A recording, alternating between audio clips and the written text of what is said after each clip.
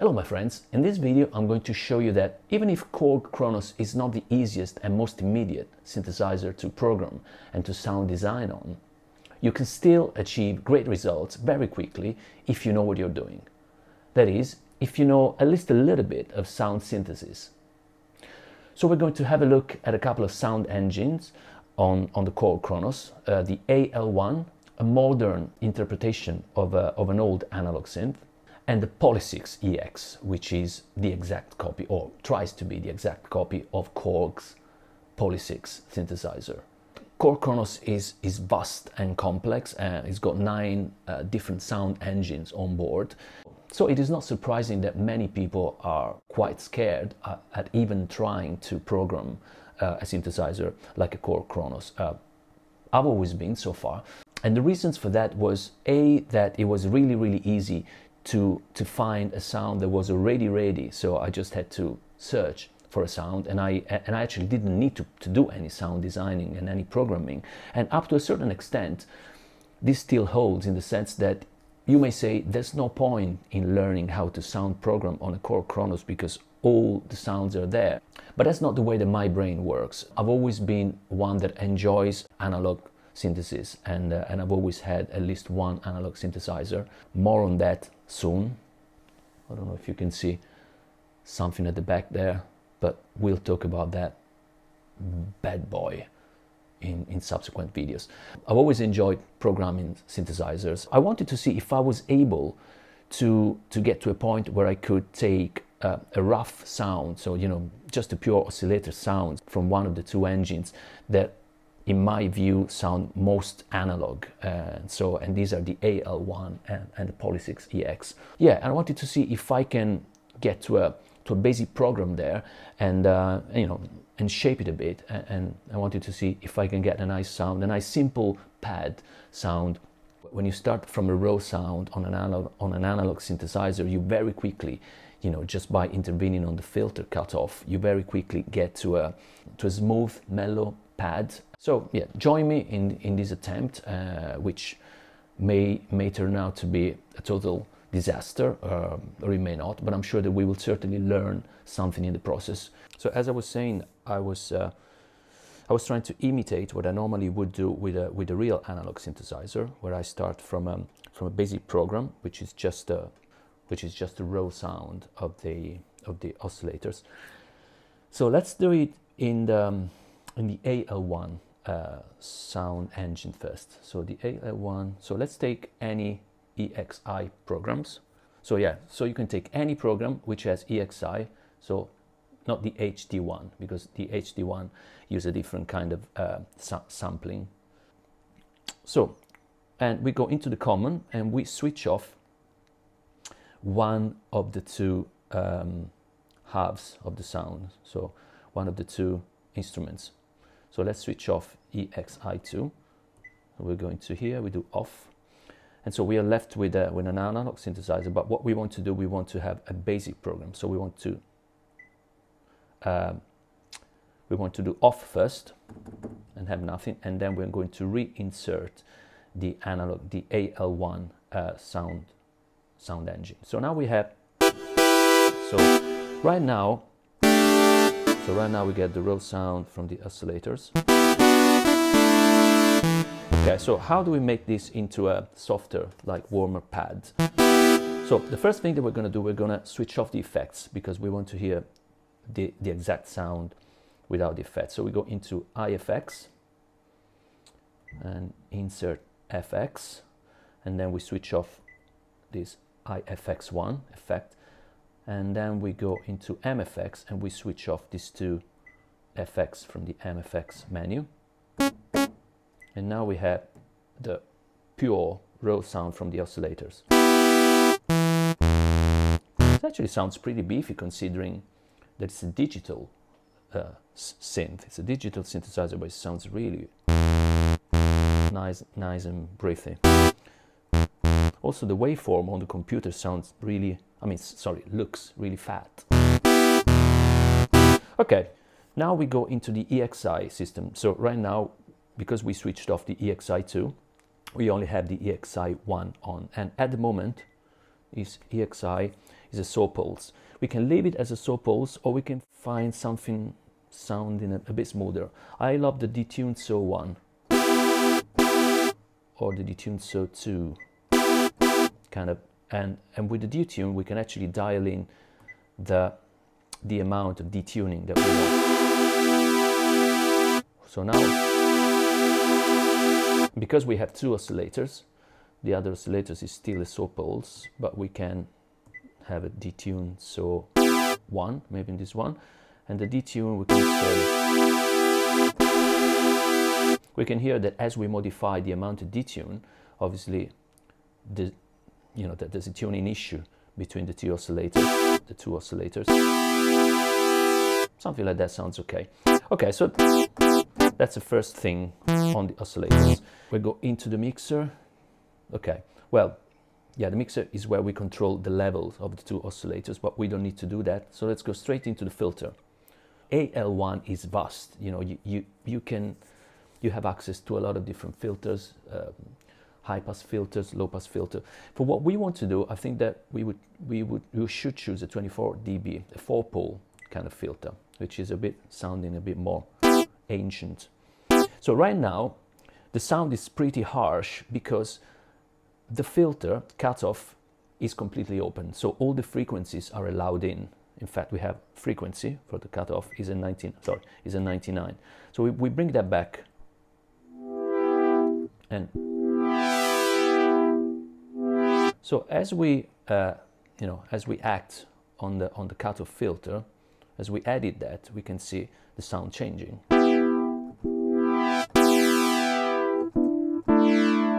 Yeah, we could do something like 45, 40. Yeah, for a pad, something like 44, 45.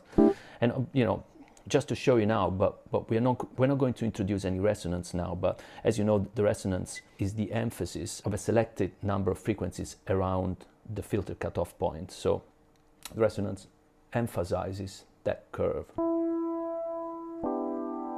So if we leave the resonance, say, at 80% and we go back on the filter, we can see that some of the frequencies are emphasized.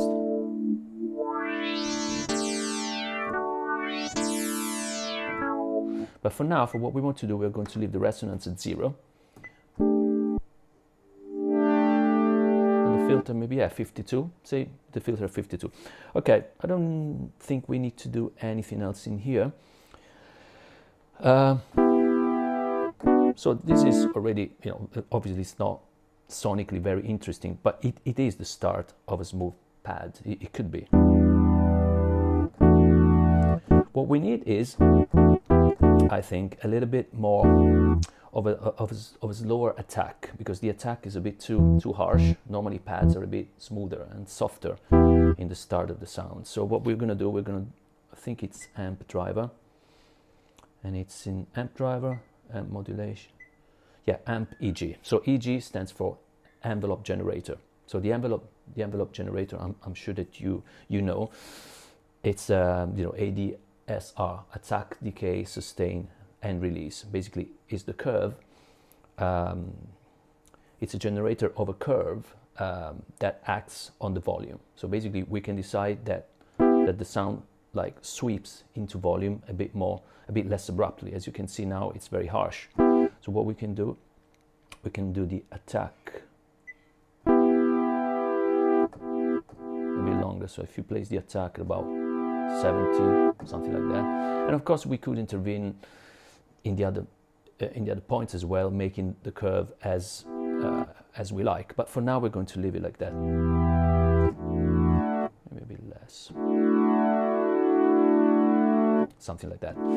Okay, now I would add an effect now, because I think that we need something like a reverb or a chorus. So we go into the common now, because the effects are applied to both the EXI1 and EXI2. Even now we only have EXI1, but still we find the effects in the common section. And we can, well, actually, let's just add the stereo chorus that was there before from the MFX menu. And the reverb, why not?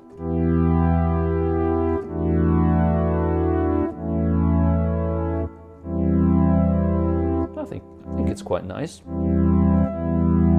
It's quite a nice sound, I think. So we can go back now, and you know, I'm sure that for certain applications a sound like this is already quite nice.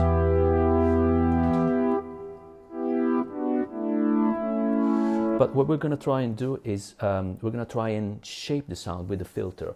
So we're going to add a filter EG, so a filter envelope generator. So in order to make the filter a little bit more interesting, and in order to make the filter cutoff change through time. So let's, in order to do that, we go into the EX1 again, then filter. So basic. Okay, we go into the filter modulation page. The filter modulation is where we can A, check what filter EG, so what envelope generator is associated with the filter, and now we can see that it's the EG1 filter. So there is already a dedicated EG envelope generator for the filter, so we don't need to change that. All that we need to change is a bit of the velocity. No, I'm sorry, not the velocity, sorry. It's the intensity of the EG, so how much the envelope generator actually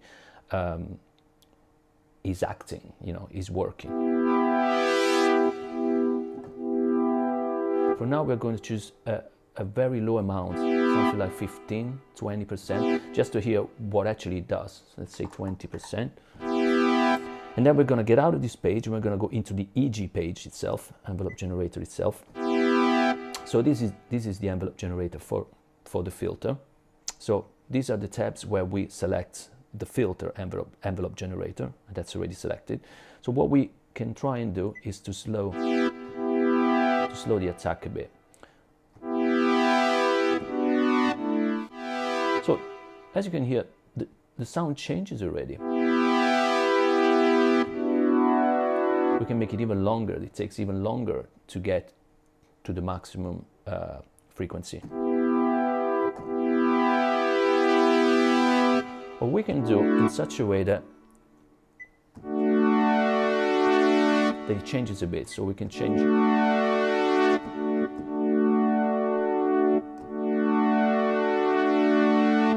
Oh, sorry, I wanted to grab that. But no. How do I reach that point? Okay, I want that a bit closer, but then I want the actual. No. Not that one.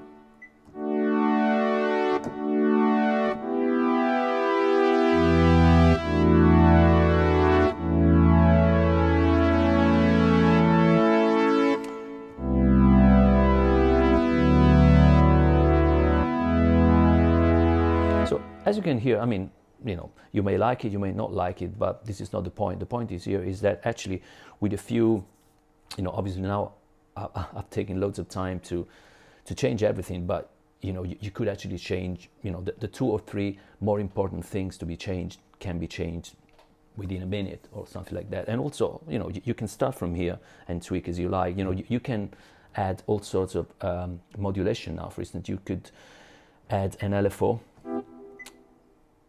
You could add an LFO, where is it, on the filter?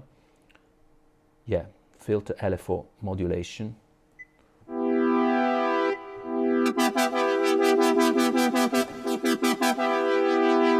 This is the intensity.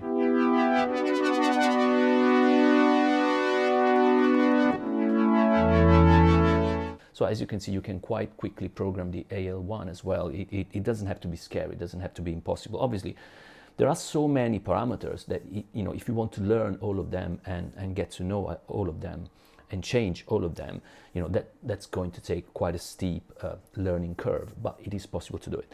So now let's quickly, because I don't want this video to be too long. So let's go back and do a similar thing for another of the sound engines on board, the Poly6 EX. So we don't need to go out, we can already use this program. Let's go back into the commands.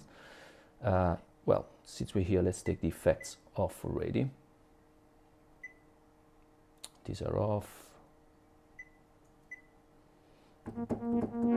So the effects are off. So let's go into the common.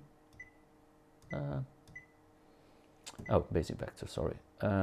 So let's go off first,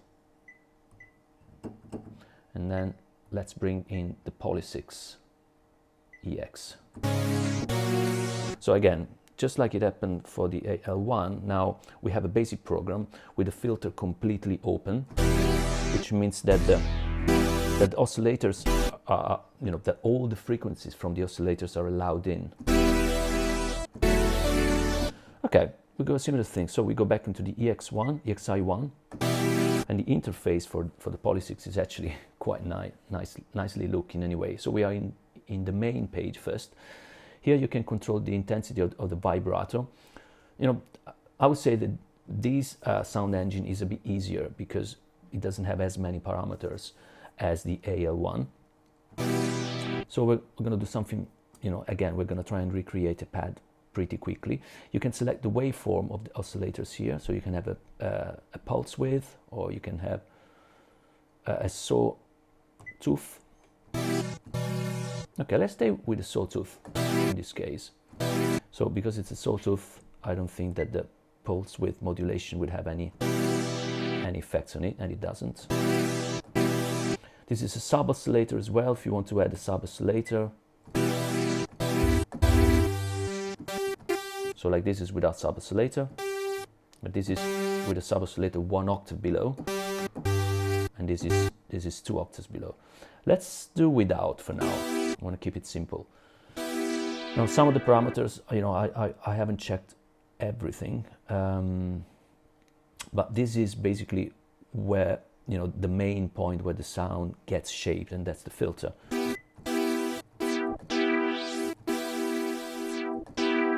So we have the intensity of the EG. Again, we have an EG. So let's bring that down a bit, because we still don't want to modulate too much from the envelope. We just want to hear the raw cutoff point act, filtering out the frequencies that we don't want. So let's bring the resonance down, and then we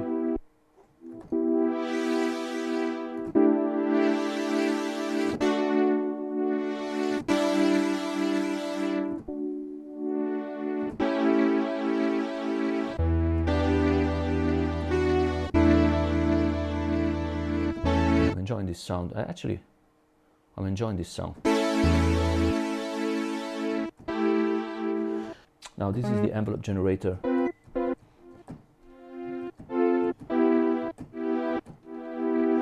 I think this is the amplifier envelope generator.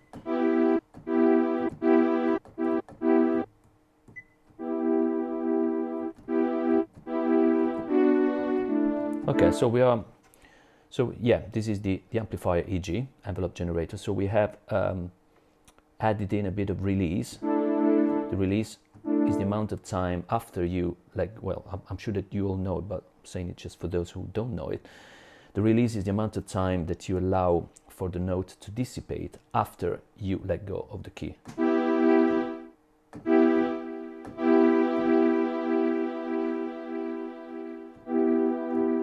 So normally pads have a bit of release, because also when you have let go of the key very often.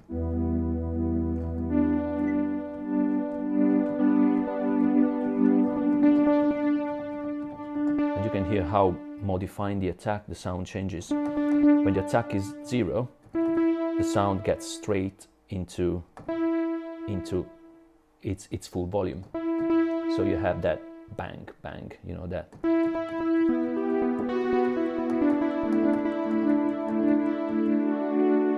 No, because we said we want to do a pad, we're gonna leave something like that. Okay, maybe let's add a bit more cutoff.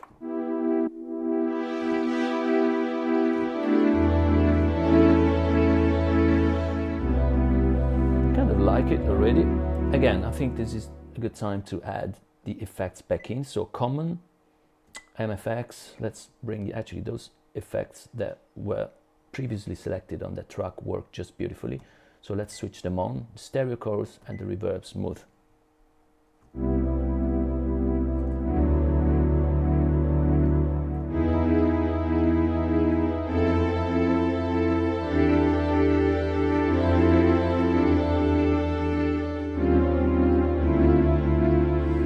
have it, another smooth pad. Again, you might say, you know, what's the point of, of recreating an easy pad where on the Korg Kronos you can actually find all the pads and all the sounds that you want? Well, the point is to show that even the Korg Kronos can be, you know, quite quickly used as an analog synthesizer, even if it is a virtual analog synthesizer with loads of menus and loads of parameters. But you know, if one knows what they're doing, you can actually enter and modify just, you know, those 3-4 important parameters, and you know, and have a huge impact on the sound. So this is what I wanted to kind of prove in this video, and hopefully I've managed. Let me know if you like the video, and you know, subscribe if you like what I do. I'm losing my voice. So yeah, subscribe if you like what I do, and I wish you a great evening, and bye bye.